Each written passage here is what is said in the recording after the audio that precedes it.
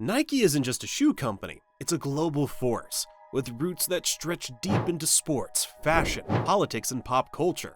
It's a brand that thrives on dominance and disruption. But what happens when that disruption targets the most tightly controlled stage in all of sports?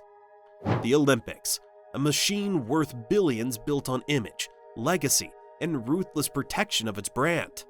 Today we're diving into how Nike, without being an official Olympic sponsor, hijacked the spotlight in front of the entire world and almost got banned for it.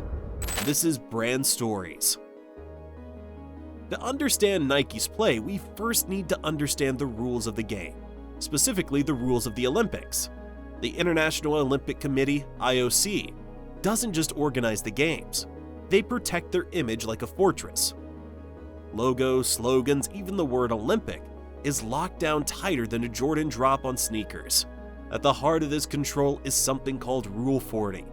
Rule 40 is the IOC's way of saying, if you're not an official sponsor, stay out of the spotlight. That means no ads, no branding, no shoutouts, even if your athletes are winning gold. If you're not playing the IOC, you're not getting any attention. Seems harsh, maybe, but this is about business, and Olympic sponsorships are expensive. We're talking hundreds of millions for visibility during the games. Let's rewind to 2012, the London Olympics. Nike was not an official Olympic sponsor that year. That title belonged to Adidas, who paid tens of millions for it. So Nike should have been sidelined, right? Wrong. Instead of watching from the bench, Nike launched one of the boldest ambush marketing campaigns in sports history.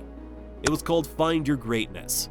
The genius? It didn't show Olympic rings. It didn't use the word London in an official capacity, but it did feature athletes training in places like Ohio, Nigeria, and Ontario. The ad ran during Olympics prime time, at the exact moment when the world's attention was on the games. The message? You don't need the Olympics to be great. You don't even need to be in London. And that's what made it dangerous, because it worked emotionally, without triggering legal alarms. It was rebellious, clever, and it worked. Nike's global brand recognition spiked, and some metrics. Suddenly Adidas, the official sponsor, was outshined by a competitor that hadn't paid a cent to the IOC. They were furious. In response, the IOC tightened Rule 40 even more. Athletes were now banned from showing unauthorized logos during interviews. Some had to tape over their shoes, remove headbands, or turn their gear inside out. This created bizarre moments, gold medal athletes walking off the podium with duct tape over their sneakers, interviews where they intentionally avoided naming Nike, even if Nike had supported them for years. And here's where it gets even more ironic. Many of these athletes were personally sponsored by Nike. Nike funded their training, paid for travel, built their campaigns, but during their biggest moment, they had to pretend Nike didn't exist. Athletes weren't just frustrated, they were caught in the middle. There were even rumors, never fully confirmed, of athletes being threatened with loss of Olympic eligibility if they posted about Nike. It wasn't just marketing anymore, it was personal.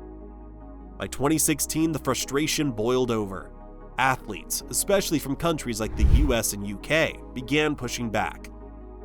They launched petitions, formed alliances, and publicly criticized Rule 40. One major voice was Emma Coburn, a US steeplechase runner.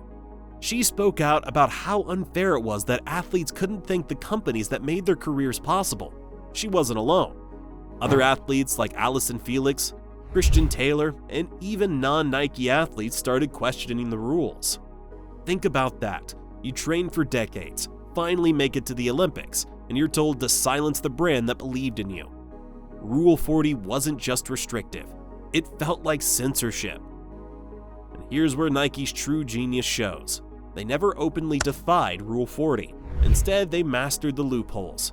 They created generic campaigns that didn't mention the Olympics, but were clearly designed to hijack Olympic attention. They built products like the Nike Flyknit, unveiled just weeks before London 2012. Every runner saw them. Even sneakerhead noticed. They weren't Olympic shoes, but they were timed perfectly to ride the wave. Even more controversial, the Vaporfly series debuted before Rio 2016. These shoes were so advanced, they sparked debates about technological doping. Some called them unfair, others said they were revolutionary. Nike had managed to become the most talked about brand at the Olympics without paying the IOC a single cent.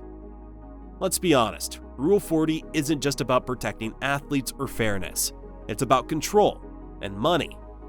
While Nike was being silenced, official sponsors like Visa, Coca-Cola, and Omega had full access to the games. Their logos were everywhere: billboards, arenas, athlete villages. These companies pay massive amounts for that privilege. But the question is, does that money go to the athletes? Not really. Most of the money stays with the IOC and National Olympic Committees. Meanwhile, individual athletes, especially those in smaller sports, rely on personal sponsors like Nike to survive. So when IOC bans those personal sponsors, athletes don't just lose exposure, they lose income. Nike saw this imbalance and they knew how to weaponize it. By the time the Tokyo 2021 Games arrived, delayed from 2020, pressure from athletes and brands had forced change. The IOC relaxed Rule 40 slightly. Athletes were now allowed to thank personal sponsors on social media, but only limited in pre-approved ways. It wasn't full freedom, but it was a shift, and it showed that brands like Nike, by playing the long game, could shape Olympic policy without ever holding an official sponsorship. In the end, Nike didn't need Olympic logos or official badges. Their presence was cultural, visual, emotional. From Serena Williams to Allison Felix, Nike's athletes still wore the swoosh, even if blurred or taped. The shoes were still seen on the track, the stories were still told in their campaigns. In some ways, the restrictions amplified Nike's message. They became the rebellious outsider, the brand that fought for athletes, the voice that challenged the system. And for a generation of fans, that made Nike even more iconic. So, was Nike really banned from the Olympics? Technically, yes. At least in terms of marketing rights. But what they did was bigger than marketing. They exposed cracks in the system. They forced a conversation about athlete rights, sponsorship fairness, and what it means to own a moment on the world stage. They didn't break the rules, they reshaped them. And they proved that in the world of brand storytelling, the loudest voice isn't always the one with the biggest check. So what do you think? Was Nike being disrespectful or just clever? Should the Olympics protect their image at all costs, or should athletes have more control over their own platforms? Drop your thoughts in the comments, hit like if you learned something new, and subscribe to Brand Stories for more deep dives into the business behind sports and icons.